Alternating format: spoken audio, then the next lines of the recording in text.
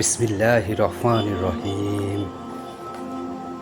রাতে ঘুমানোর পূর্বে এই আমলগুলো অবশ্যই করবেন। যে সমস্ত নিয়ামতের মুবাকাবা করো, এই মুবাকাবার ফলাফল এই হবে যে যেই বে সস্তা এই নিয়াম রাজি দান করতে তার মহব্বত অন্তরে সৃষ্টি করে।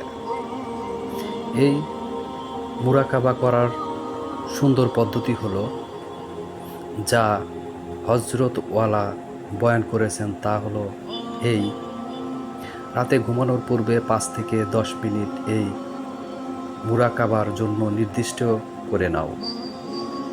এই মুরাকাবার ওই নিয়ামত রাজির ধ্যান করো যা আল্লাহ তাআলা দান করেছে। প্রত্যেকটি নিয়ামতের ধ্যান করে আল্লাহ তাআলার শুকরিয়া আদায় করো।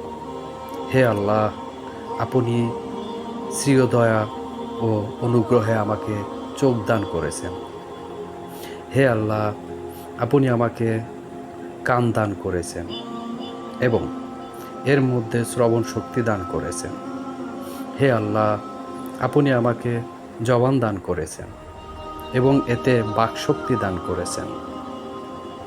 হে আল্লাহ, আপনি আমাকে এই দাঁত দান করেছেন যা ভালো আছে এবং এটা খাবারের কাজে দিচ্ছে।